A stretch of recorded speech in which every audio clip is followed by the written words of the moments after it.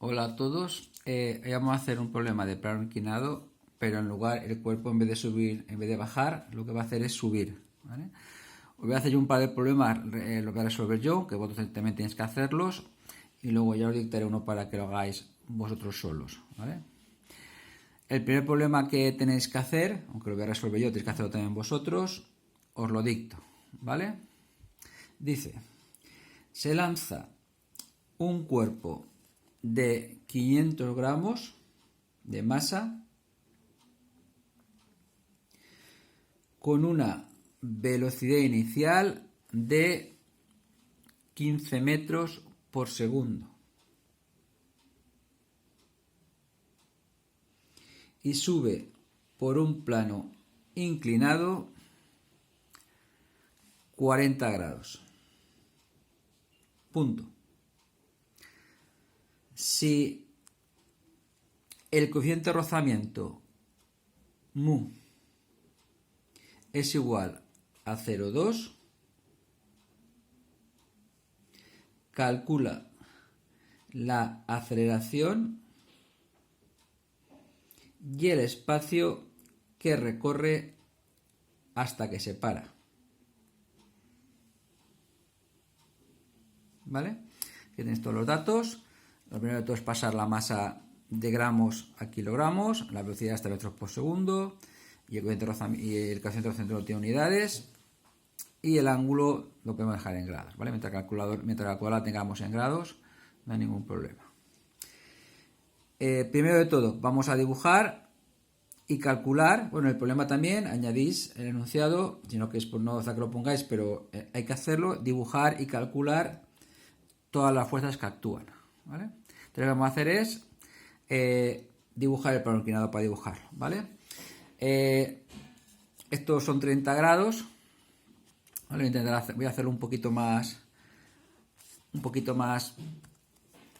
inclinación para que sean 40, no hace falta que sea exacto, los 40 grados, ¿vale? Hacemos los 40 grados, ¿vale? Más o menos.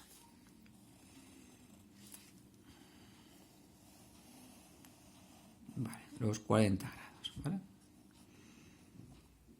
Y aquí tendríamos el cuerpo, que lo que hacemos es que lo lanzamos hacia arriba, ¿vale? Entonces, cuando sale el cuerpo va a subir hacia arriba porque lo lanzamos hacia allí, ¿vale? Lo lanzamos con una velocidad inicial hacia arriba, ¿vale? De 15 metros por segundo. Entonces el cuerpo lo que va a hacer es subir, y como actúa la fuerza de la gravedad y va a ser una aceleración negativa porque lo que va a hacer es que frene, pues llegará un momento en que se pare, se parará y volverá a caer otra vez, ¿no? Entonces lo que pregunta el problema es qué espacio recorre hasta que se para, ¿vale? Hasta que la velocidad final es cero. Entonces lo primero que hacer es calcular la aceleración, ¿eh? Como hemos dibujado todas las fuerzas y calculamos la aceleración, ¿vale?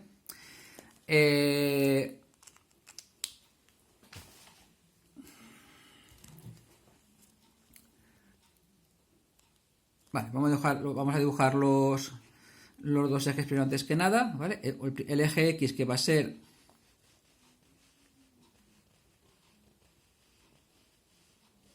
¿vale? El que va tangente al plano inclinado, ¿vale? Y luego dibujamos el perpendicular, ¿vale? Que va a ser el eje Y, ¿vale? Dibujamos el eje perpendicular, que es el eje Y, ¿vale? Ya tenemos dibujado siempre una dirección del movimiento. El cuerpo va a subir va a moverse en esta dirección, ¿vale? Y el perpendicular, que es el eje Y. Y dibujamos todas las fuerzas, lo primero de todo, ¿de acuerdo? Primera fuerza que siempre tenemos que dibujar, pues el peso del cuerpo, ¿vale? Esa actúa siempre, ¿vale? El peso del cuerpo, ¿vale? El peso, que lo tenemos que descomponer siempre en sus dos componentes, ¿vale? En el peso X y en el peso Y. Entonces hacemos la paralela esta, la paralela de G a las X, y nos tiene que dar un rectángulo perfecto, ¿vale? Nosotros tenemos un rectángulo, y ahora ya pues esto sabemos que es el peso X, y esto de aquí es el peso Y, ¿vale? El peso X más el peso Y da el peso. Luego en adelante ya de esto nos olvidamos. Tenemos en cuenta el peso X y el peso Y, ¿vale? Que la suma sería el peso normal. Segunda fuerza que vamos a dibujar, como el cuerpo está apoyado a una superficie, ¿vale? Que aparece siempre la fuerza normal, ¿vale? La fuerza normal siempre, como dice la palabra, es normal o perpendicular a la superficie, ¿vale? Luego la fuerza normal también será perpendicular a la superficie, ¿vale? Y en principio, si el cuerpo ni sube ni baja, ¿por qué va a ser? Porque esta fuerza y esta fuerza van a ser iguales, se anula la una con la otra, ¿vale? Entonces el cuerpo ni sube hacia arriba ni baja hacia abajo, ¿vale? Y luego nos falta dibujar la fuerza de rozamiento, ¿vale? Y aquí sí que cambia respecto al problema que hicimos el otro día, porque el otro día el cuerpo bajaba y la fuerza de rozamiento iba hacia arriba, pero ahora el cuerpo va a subir porque lo hemos lanzado hacia arriba, ¿vale? Fijaos que mientras sube no hay ninguna fuerza, pues eso frena, simplemente lo hemos lanzado, la fuerza que le hemos dado al principio no da igual cómo lo hemos hecho, pero mientras sube el cuerpo no hay ninguna fuerza que lo empuje, ¿vale? Simplemente al revés de la fuerza que lo está frenando, ¿vale? El peso X. Entonces, la fuerza de ahora, ¿cómo tenemos que dibujar? ¿Qué es lo importante? Pues como el cuerpo sube, la fuerza de viento sabéis que tiene siempre la misma dirección que el movimiento, es decir, el eje de las X, pero en sentido contrario, ¿vale? Luego ahora la fuerza de rozamiento va a ser también así, ¿vale? Va a ser una fuerza, ¿vale? La fuerza de rozamiento va a actuar también igual que el peso X, en el mismo sentido, ¿vale? Porque el cuerpo sube hacia allí y la fuerza de viento es en justo sentido contrario, ¿vale? Y una vez tenido dibujado, si he dibujado bien las fuerzas, luego ya el problema de calcular la aceleración, pues muy sencillo, es aplicar las fórmulas y ya está. La única dificultad, voy a repetir, es dibujar las fuerzas bien, ¿vale? Ahora ya, pues vamos a calcular todas las fuerzas, ya vamos calculándolas y calculamos la aceleración aplicando el segundo principio de la dinámica, ¿vale? Empezamos calculando siempre el peso del cuerpo, ¿vale? Que sabemos que es la masa por la gravedad, ¿vale? La masa son 0,5 kilos por 9,8 y eso da 4,9 newtons, ¿vale? Sería el peso del cuerpo. Luego calculamos, como yo quiero hacer el peso X y el peso Y, pues calculamos el peso X, la componente X del peso y la componente Y del peso, ¿vale? Os recuerdo que la componente del peso es el peso por el seno del ángulo, de este ángulo de aquí, del plano inclinado, no el que pues el seno, ¿vale? Y este sería el peso por el coseno. Yo dije que se puede deducir fácilmente, pero lo más fácil es aprendérselo y ya está, ¿vale? Entonces, calculamos el peso X, ¿vale? El peso realmente falta calcularlo, así que después aquí directamente puedes poner mg seno de alfa y calculáis directamente el peso X y el peso Y, ¿vale? O sea, este paso lo puedes hacer o no, ¿vale? Entonces te queda 4,9 por el seno de 40 grados, la cuadrada tiene que estar en grados, ¿eh? Y 4,9 por el coseno de 40 grados, ¿vale? Y calculamos el peso X, da 3,149 newtons, ¿vale? Comprobarlo también vosotros. Y el peso Y, ¿vale? El que también se puede llamar peso normal, ¿vale? Vale 3,75 newtons, ¿de acuerdo? Ya tenemos los dos pesos. ¿Cómo calculamos cuánto vale la fuerza normal? ¿Vale? ¿Cuánto vale la fuerza normal? Pues la fuerza normal, aplicamos el principio de la dinámica al eje de la axis, ¿vale? Aplicamos al eje de la axis el principio de la dinámica, ¿vale? Y ¿qué nos queda? Que la suma de las fuerzas debe ser cero, porque el cuerpo ni sube ni baja, es decir, las fuerzas que van hacia un lado igual a las fuerzas que van hacia el otro. Entonces siempre la fuerza normal en estos casos, normalmente, no sé que actúen, hay problemas más complicados, pero que no vamos a ver, ¿vale? La fuerza normal es igual al peso Y, ¿vale? Porque se anula esta con esta, en módulos son iguales, ¿eh? Tienen sentido contrario, pero en módulo iguales. Es decir, vale 3,75 newtons. Y por último, la fuerza de rozamiento, ¿vale? Que la fuerza de rozamiento sabemos que vale el coeficiente de rozamiento por la fuerza normal, que serán 0,2 por la fuerza normal, 3,75 0,75, ¿vale? Y eso da una fuerza de rozamiento, ¿vale?, de 0,75 newtons, ¿vale? 0,75 newtons, ¿de acuerdo? Ya tenemos calculado todas las fuerzas, ¿vale? Los dos pesos, la fuerza normal y la fuerza de rozamiento. Y ahora con la aceleración, pues en el eje de las X, ¿vale? En el eje de las X, pues aplicamos la fórmula que siempre aplicamos en todos los problemas, que es el sumatorio de fuerza es igual a la masa por la aceleración, ¿vale? Las fuerzas, si va en sentido del movimiento, se suman, si va en sentido contrario, se restan, ¿vale? En este caso, ¿qué fuerzas actúan en el eje de las X? Tenemos dos, el peso X y la fuerza de rozamiento. Y tanto una como la otra, ¿vale?, las dos fuerzas, ¿hacia dónde actúan? El cuerpo, fijaros que está moviéndose hacia allí, ¿vale? El cuerpo está moviendo hacia allí. Y en cambio la fuerza actúa en sentido contrario. Luego, tanto esta fuerza como esta fuerza se oponen a que el cuerpo se mueva. O sea, lo que hace es frenar el cuerpo. Luego, ambas hay que ponerlas restando, ¿vale?, porque las dos se oponen al movimiento, ¿vale?, en sentido justo contrario, ¿vale? Entonces, como las dos van en sentido contrario, ¿cómo queda esta ecuación? Pues queda que menos la fuerza de rozamiento menos el peso X, ¿vale?, las dos restadas, ¿vale?, tiene que ser igual a la masa por la aceleración, ¿vale? Es decir, la aceleración será